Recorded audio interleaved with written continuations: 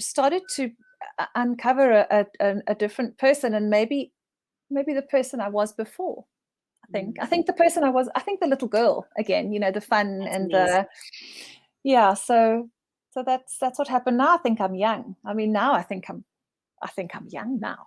Well, you are, Deborah. You absolutely are.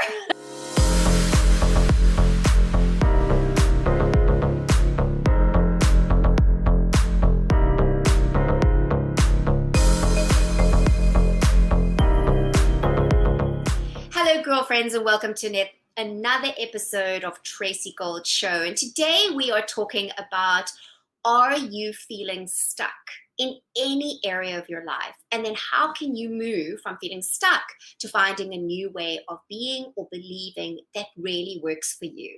And today in the house, we have Deborah Darling. She's one of my favorite guests. She is a 50-plus model. She lives in South Africa, and you'll love her accent, similar to mine, but a little bit different. And we're going to be talking about how do we handle these cases of stuckness, and do we even know if we're stuck? So, Deborah, wonderful to have you here. Thank you so much for joining us again. Hi, Tracy. So, Deborah, I loved your idea of talking about what we do when we feel stuck. Have there been areas in your life or at different times of your life that you felt stuck in a belief or in a style or in a something? Yeah, I think that being stuck is something that happens to all of us, and I think that it's something that needs to be addressed all the time.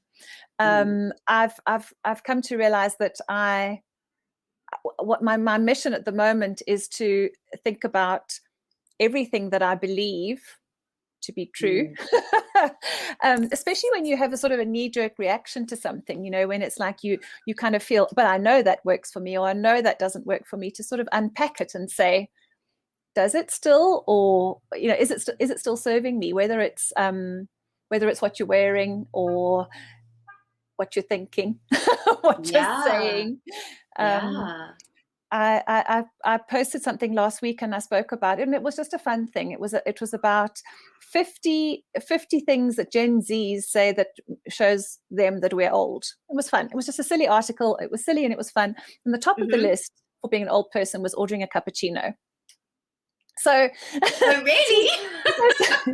so some of the things are just silly and they're just fun, because I don't think there's any need to stop ordering cappuccinos, if you like them. But there were other things on the list that I thought were.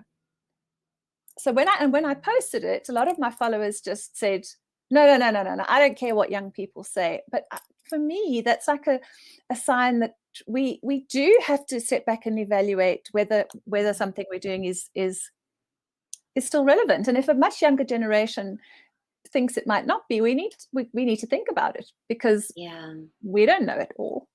Our parents didn't know it all. Yeah, what's so interesting, Deborah, as you're speaking, I think to myself of, my husband. So I was born American, my family's American, but my husband's South African, and I've lived most of my life in South Africa. But when we moved here, there were terms, the ways that Americans say things that is different to the way South Africans say things. Now, I can stick to the way South Africans say things, and so can my husband, but you're not going to be understood. And I would have to say certain things, like I know what those things are because my family was American. So I grew up knowing the differences. But I would have to say to my husband, if you say, I need to catch a lift, nobody knows what they think you mean, like an Uber. It's an elevator. It's like nobody knows what you mean if you say, where is the lift? They think you mean an Uber because there's a lift like Uber here. So I think that in the same way, if we are engaging with a younger audience, if we are engaging with younger people, which I hope we are, because I think it's important, as we get older, to engage with people older and younger than ourselves, then are we speaking in a way that they can understand? And are we open to understanding how they speak? Are we open to that conversation? Yeah, exactly. I mean, the problem is we can dismiss the millennials and the Gen Zs and what have you. I really don't like that, because I just see it as another form of ageism. Personally, I'm very tired of the way people slate that millennials. I just don't like it at all. But the fact is that you and I could be looking for a job. We could be Yes. asking a Gen Z for a job. So I don't think we can, this this idea of, oh, that's rubbish, that's nonsense. It's not nonsense. We need to unpack it. Maybe still having a cappuccino, that's just a bit of fun. But there were things in there that I thought were very interesting and that I'm thinking about. Like what, Deborah? Like what was, now you've put me on the spot. Now I've got to think. It was a week ago. The one was again silly, but making noises when you sit down. Groaning. Oh, interesting. And that's a good point, because we don't have to.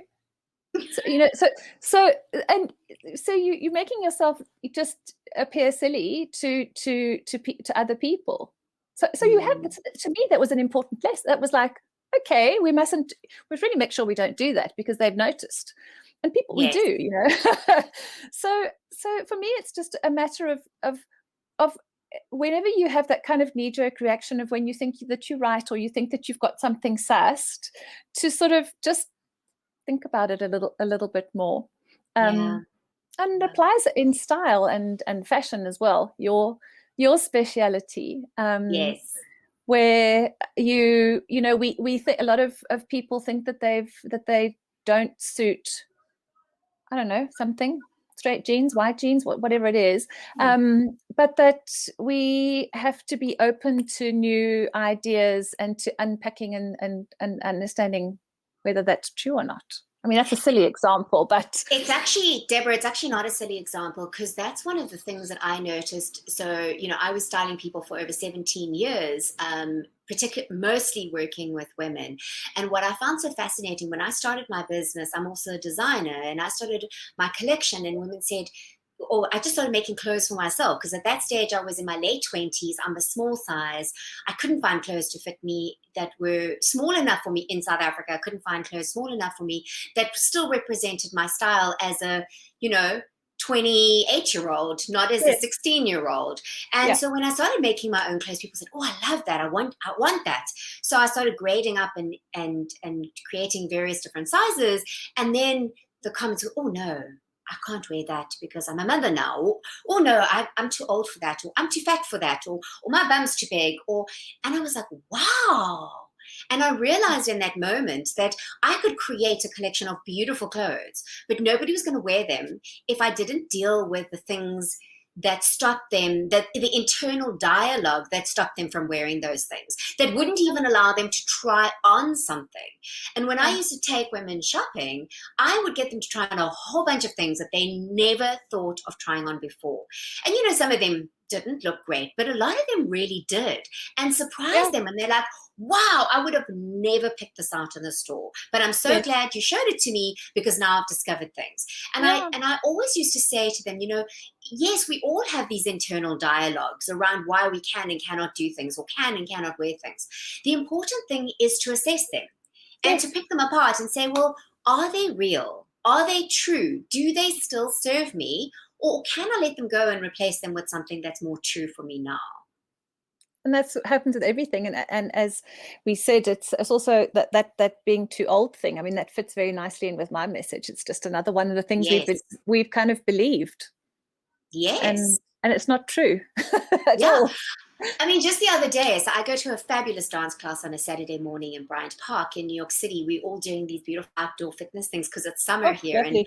And we love it. But it is very hot, let me tell you. Like 30 degrees in the morning is like really the start to the day, right?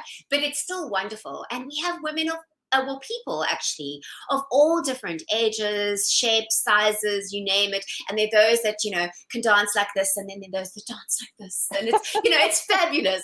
Anyway, I was just struck. There was a woman there that was really, she clearly came from a dance background. And I overheard her say, I feel so old. And I was like, wow. And in my mind, she really wasn't old. She was maybe in her 50s. I thought, she's young, she's fabulous, she's dancing really well, she's beautiful. Really, she was amazing. And it really struck me, and I thought, wow, like if that's what you're internalizing, that's really sad, because she looked amazing. And she certainly didn't move in a way that made me think, oh, she's old. but yet Yeah. she's telling herself that. So, what is she Yeah. comparing herself to? So I suppose it comes down to unlearning a lot of things and to Yes. reassessing almost everything and being prepared to unlearn it, I Yes. suppose. Yes. And Deborah, do you find in those times that it's really uncomfortable? Because I think one of the reasons why we stay with what we know, even if it's the things that don't serve us, it's what we know, right? And it's quite Absolutely. uncomfortable to reassess and to move outside of our comfort zone. Absolutely. It's our security blanket, isn't it? And to change your style of dress or even your opinion on something sometimes can be very disconcerting and uncomfortable. Yeah, so very definitely it's a shift. It's hard, and I think that's why we revert back to what we know, and Yes. we don't keep moving forward with the new ideas, is because they are so difficult to shift. Yes. Mm. Yeah, I think especially if they are deep-seated beliefs that we've had for a very long time. Yes. So, Deborah, could you, from your own experience, just share an example with us of a time that you were really challenged and you needed to reassess what you believe because it was no longer working for you? I think one of them was my fitness journey, because I always, I mean, I was the girl who was always laughing about, sort of shouting at the joggers out of the car, "Health freak!" I mean, only joking, but because I didn't identify as somebody who would go to gym or would embrace a healthy sort of lifestyle at all. It was deeply inside me. I was the girl who was shouting "health freak." People, wow. A little bit. I mean, we're not really honestly shouting, but we're sort of. I know what you mean, but internally, that's what you were thinking. joking about it. So I think that it did take me a lot of sort of learning and unlearning to reposition my mind about where I was with that, and to really, I mean, obviously everyone had told me that it would be much better if I moved, but my doctor had been telling me for years it's never too late to start exercising, and I was like, yeah, really, it just, because I'm not an exercising kind of girl, but yes. That's not, that's another thing that is not. I've reassessed and I've learned that. I don't know who made me think that I wasn't an exercising girl. Because we all should be moving our bodies. Yes. We don't have to go to gym, but we all should be moving. But I mean, I didn't. So that probably is one of my biggest changes that I made. And Deborah, for people who don't know your story, what was the thing that created that shift? Well, it was the coming up to 50, I think. It was in the year leading up to my 50th birthday. So it was 10 years ago, because now I'm coming up to my 60th in a couple of months. And it was, well, actually a guy at work said to me, "You passed your sell-by date." I don't know if you've heard me tell that story. And he did. No, tell me. Yeah, it just sort of slipped off his tongue. I mean, he was a lovely guy, and he was a friend, and young man in his 20s. He said, "Oh, you passed your sell-by date." It's a just joke, I suppose. And it just, wow, I know, it put me into a bit of a spiral. I mean, it really was hard, and that was how I felt. That was how I felt inside. I did feel that 50 was sort of very much past it. So that was something. And then I lost my much younger sister, passed away, and a very dear friend in the same couple of weeks period. So, and I think that kind of set off a different train of thought about how lucky I was to be here, and how lucky, and I'm the oldest of 3 siblings, and I'm still here. I still have my brother, but I mean, my sister was 12 years younger than me. So wow, that really does make you think. So that was one of the things for me, and I started to sort of reassess everything and unlearn what I'd learned and let my hair be silver, and sort of made a lot of changes. So yeah, so that for me was the catalyst for making the changes. Otherwise, I don't know. I would still be sitting here saying health freak. I don't know, maybe. Yes. Well, it's interesting. I mean, what was the process that you went through? So you had these life-altering experiences and life-altering losses. And also it's interesting that the young man really reflected how you felt about yourself then. I mean, now probably somebody said that to you, you wouldn't even think twice about it because it's just so ridiculous. No. But No, at the time it resonated, right? Because it only affects us if it resonates. And yeah, and so what was the process that you followed? If you can think about, like, what were the steps that you kind of, like, how did that unravel for you? How did that happen? Yeah, I don't know if I made conscious steps to do it. When I think back, I think it was an appreciation of a body that was working, and that allowed me to move and love, and all the things that I can do, that we can do, walk.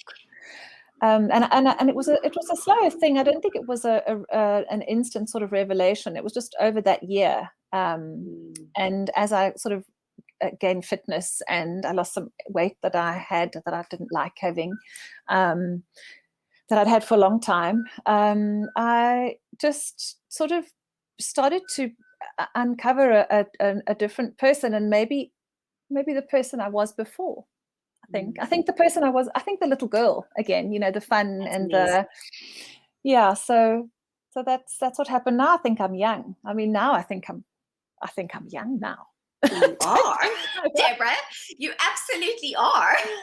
So it's a strange shift. And I was really dreading my 50th birthday. And now I'm just so excited about my 60th birthday. I don't know if anything's going to happen. Probably going to have a cup of tea at home, we're not allowed to go anywhere. I think maybe we should have an online party for you. Wow. That would be fun. I think let's do an online party, Deborah. We've got to celebrate. That. Yes. Let's think about. We'll have to talk about that and see how we could. Definitely. I'm seeing a dress-up moment coming. I think so. I think feather boas and all sorts. Definitely outrageous. So, Deborah, one of the things I just want to point out, though, coming back to your story that I think is so important, and it's something I've learned recently. I was listening to a guy that does personal development, and he's worked a lot with the unconscious mind or subconscious mind. And one of the things that he said very powerfully is we actually act from our place of identity. So in our society, it's very much like, what did you do to change your life? But what it is it changed your mindset. It actually changed what you believed about yourself. Yes. It's like you suddenly realize, because of this massive loss of a good friend and your much younger sister, you're like, wait a minute, I have a body that moves. I am a person that's alive. I can be healthy. And I can stand in appreciation for what I have. And out of that, the actions came so much easier, right? And I've noticed that, like, even from a place of style as well, when I used to style people, sometimes they would come to me and they would say, I'm ready for a change, but they weren't. And that was okay. It was okay that they weren't ready for change, but the change had to come from within them. And I think so many times we look at, well, what can I do to change my life? Instead of, who do I need to be to change my life? And what are my really sometimes subconscious beliefs that are keeping me in actions that are not serving me? And I think that's what happened for you. Yeah, and I think that's the stuck thing. That subconscious belief in who you are is your stuck point. So it's all deep inside. You don't. That's why the work is bringing it to the surface, I think. Yes. And really working at unlearning what you think you know. Yes, it's a big job, and it's an ongoing job. I agree. I think it is an ongoing job. And what I'm seeing is I think that COVID, having, the whole world going through trauma and at different times, right? So like New York is, fully open now, but many countries are not, like South Africa as well is really struggling. But I think that there is a collective understanding, collective trauma, and what it's doing is it's also bringing all the stuff out, like from the surface. It's bringing it out into the open. And I think now is a beautiful time for people to really assess what it is that they want to do with their lives and how they want their lives to look. And I'm also seeing from it, Deborah, I'm seeing some amazing, really important conversations around racism, around ageism, around how we see ourselves, how we see each other. It's brought out, it's kind of picked up the carpet and it's really shaking it out, right? Absolutely. It's getting up the dirt.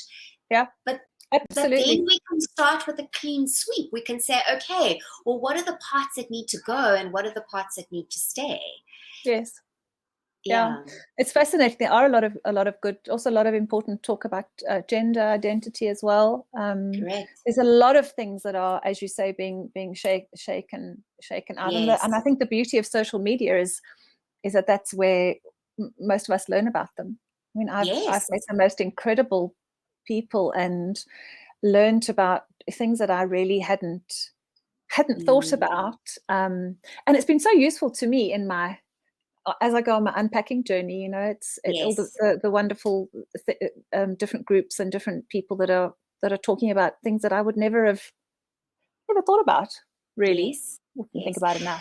I think what you're saying is key, though, because I think that society, one of the things I've noticed is that people tend to hang out with people who are like them, right? By default, almost. But if you actually put yourself into places where you can be exposed to people who are different from you, it can challenge your beliefs, but in a good way, right? So then it can make you more open. It can also make you more open to learning about yourself and saying, like, do I need to believe that? Does that work for me? Hey, like, could I have long hair as a woman over 40? Yeah. Or could I let my hair go silver? Yeah. You know, these other women doing it. Yeah. I almost think the barometer for me is when you have that knee-jerk response of that's just not right. You know, that's like your internal thing. When you get that, I think you need to unpack. That's when you need to start unpacking and addressing and thinking about it, really, because because our mum told us and our teachers told us, and I don't know, there's so many things. And so for me, that's my barometer. I try to use that when my instant reaction is no, how can that be right? Yes. But Deborah, if you're only hanging around people who are like you are seldom going to get that barometer. However, if you are, like you're saying, reaching out to people on social media, becoming friends with people around the world, various different thoughts, various different schools of thought, various different like cultures and everything, then it puts you in a place where that barometer can go off and you go, oh, wait a minute, let me reassess it. Yeah, is it right? Yeah. Interesting, isn't it? So one of the nice things about getting older, isn't it, though, that you can actually. You see, that's going to be one of my standard questions, because I actually want to create a video at the end of this. You know, once I've had a whole bunch of guests, I want to ask everybody the same question: what is the best thing, Deborah, about getting older? The best thing. The best thing is that I think it's that for me. Yeah, I think it's that I can acknowledge that a lot of things that I thought were true are not. That for me has been a powerful thing to start unpacking. I don't know. And when you're younger, when we're young, I'm a bit of a late blossomer. I don't know, but me too. You're stuck in these mindsets of all the things that you think are right, and the older you get, the more you start unpacking the things. It's a lovely process, actually. It really is. And what would you say the greatest learning you've had about yourself as you've aged would be? What would be the greatest thing? What's the greatest learning about yourself? Like, what have you learned? What is the most powerful thing you've learned about yourself as you've gotten older? I think it's that I spent too long doubting myself and not being brave enough, I think. And it's that I wasn't prepared to scare myself when I was younger. I was too nervous. I was too, this is going to sound insane. I somehow thought that being frightened or being afraid was a signal that I shouldn't be doing it. Yes. You know, so when you really have that fear, I would sidestep. You know, if somebody, I don't know, offered me an opportunity of some sort, and I would just sort of mostly just sidestep it neatly and go carry on my path. Whereas for me, I've learned now that that being afraid is okay. It's you can do it afraid, and I didn't realize that. I mean, it sounds like it doesn't sound like it's something that, I don't know why it took me so long to get it. Deborah, I actually think listen, I've been doing quite a lot of listening. I geek out on neuroscience stuff. So I'm like showing, I geek out on tech and I geek out on neuroscience. I love stuff about the brain. And that's actually just how the brain works. So your what they call your lizard brain is, you know, some call it your reptilian brain, some people call it your lizard brain. That just keeps you safe. So as soon as you're wanting to do something that it believes is not you, okay, as you are now, it goes, danger, danger, danger, danger. Yeah. It's trying to stop you from doing it. And I was actually sharing my story about the show the other day with, you know, I was being interviewed and I was saying, you know, the woman who interviewed me asked me if I was afraid, if I feel fear. And I said, absolutely. But what I've learned now is to embrace it. Because if I'm not feeling the fear, it means that I'm not going further enough outside my comfort zone to actually go to the potential of what I can. And so now I've learned to kind of go, okay, that's just my reptilian brain trying to keep me, and, you know, just acknowledge it, but then shift my focus. And I think it's a very common thing. I think that we think that's our intuition when it's not our intuition at all. It's just that primal part of our brain trying to keep us safe. Yes, I think it's got something to do as well with childhood. I think that my parents didn't encourage, they encouraged me more to be cautious than not, which doesn't help you. You know, it takes a while to sort of unpack that and understand that. But it's horrible when it's happening. I mean, I just get so scared sometimes. I don't know about you. Oh, absolutely. I mean, like heart palpitations and waking up in the middle of the night. So what does it feel like for you, Deborah, when that comes? It's terrible. It's absolutely awful. And then I have to remind myself that I know that it's okay. And I know that it'll be all right. It's not going to kill me, the thing. You know, I might be it's a risk of embarrassment, isn't it? Or failing or all of those things that are so... And actually, I think being confident is about being prepared for people not to like you or to be embarrassed or to fail. That's what confidence is. But I mean, I do. Sometimes I agree to do something and then afterwards I just think, how am I going to get out of it? I'm never going to be able to do it, or it's not going to work. You know, it's really scary. I mean, it really is that rush of adrenaline and the fear. But so it's very glib when I say, when anyone says feel the fear and do it anyway. But actually, I mean, it's awful. It is awful. It absolutely is. And it's a dance. It's learning to acknowledge it and go, okay, this is what it is. And to allow it to be present sometimes. I think sometimes though trying to avoid it and push it under makes it worse. Do you find that as well, Deborah? Definitely. Just acknowledge it. Think of all the things that, you know, try and understand what the most frightening thing could be, and just try to understand that. For me, though, the thing that really normally gets me through is knowing that if I don't do the thing, I'm gonna regret it. I'm really gonna regret not taking that opportunity or trying that thing, whether it works or not, because that's terrible. You know, to sit back and it's a bit of an old chestnut to think, you know, I should have gone on Tracy's show. I should have just gone and done it. You know, I mean, because a few years ago I would never have done this ever. I've never. When I started doing my little videos in my car and things like that. I mean, I'd never done anything like that before, and it was just terrifying. And I mean, if you'd have asked me then to come and talk to you, I would have probably said no, because it's it's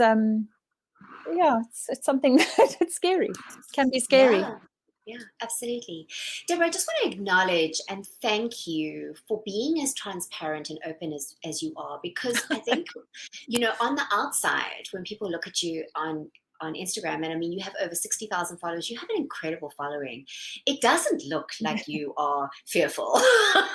It looks like you're really brave and really stepping out in the world. But I think it's so important for us to be open with each other, right? Because we look at each other's highlight reels, and that's what Instagram often is, right? It's a highlight reel, and we compare our own insecurity, and then we think, oh, but if only I was like Deborah, or if only I was like her, or if only I had the confidence that she has, to find out she also feels terrified and wakes up in the middle of the night with the heart palpitations, or and it normalizes it. It's like, you know what, it's okay to feel afraid. It's okay to have self-doubt. Do it anyway, and there is support on the other side of that. And like, what's the worst that could happen? You know what I mean? What's the worst that can happen? Yeah, and it won't matter. I mean, what do they say in 5 years' time if it's not important? And I mean, But even a month's time, Deborah. Even a month's time. I mean, come on, the world moves so fast. People are on to the next thing. So, but it is hard, and I think that that is what's being brave. I think that if you do it with confidence, then bravery is the very act of being frightened when you're doing something. Yes. The very thing. That's the very thing that it is. And I set myself up when I was leading up to 50, and I was sort of relatively newly divorced and so on. And I read somewhere the quote that said, "Do something every day to frighten yourself." And I do. Oh, I love that. Yeah, it's a famous quote. It's often attributed to Eleanor Roosevelt, but apparently, it wasn't her. I don't know who said it, but it is. It's and it can be very small things. It can be simply being at a party or an event, and you not knowing anybody there, and just taking a deep breath and going, I'm going to go and talk to that woman and introduce myself, because it's I'm not very extroverted, actually. I mean, I don't that requires a deep breath for me to say, okay, and go up and say, hi, where do you fit in, or introduce yourself. I mean, that so for me, that when I say I do something every day to frighten myself, it can be that. It can be just doing that, or making that phone call, or it can be very small. It doesn't have to be a big thing. But that's been my mission. Some of the things are big and scary. Some are just equally scary. But really, I often say, and I tell myself the quote. I say, you have to go and talk to that person now. Yes. Yes, that's amazing. Deborah, thank you. This has been so fun and also real, and that's what I love about the conversations with you, is that you're not afraid to share of yourself and share of your life, and I just want to acknowledge you for that, because you really are, and that makes you more inspirational to people. Thank you. It really is. And so, Deborah, just tell people where they can find you. I will be putting your handle up on the screen for people in case they miss it. So what is your handle on Instagram? I'm Deborah Darling everywhere, really. Yes, you are. Deborah Darling everywhere. And if you say Deborah Darling, I'll pop up somewhere or other. So my website and my Facebook and my Instagram and my TikTok, I'm all the Deborah Darling. So and so I'll definitely put the details in the description below. But if this video doesn't have a description, then you just know to go and just Google her, Deborah Darling, everywhere. Deborah, thank you so much. It's been amazing. Thank you, Tracy. It's been lovely to chat again. Our regular date that we have. Absolutely. And I'm looking forward. We're just definitely going to have a 60th birthday party. We'll chat after the show. Then just, for those that are new to the show, keep watching, because we have amazing episodes. And in fact, Deborah has several other episodes in the show that you can take a look at. And if you really enjoyed them, you'll enjoy those too. And the best way to stay in touch with us, to actually add to join our insiders list, and you can do that by going to tracygoldshow.com. Do not Google it, because we have Tracy Gold from Growing Pains, so you're probably going to find her still. We're working on that, but it's getting there. So it's tracygoldshow.com, and you can join the insiders favorites list, and that way it will keep you up to date with a weekly newsletter of all the episodes and the replays and the fun things that we have planned going forward. So thank you so much, Deborah, and Thank to you, all Tracy. of our viewers, we'll see you soon, and keep being as fabulous as you are. Take care. Bye. Thank you. Bye-bye.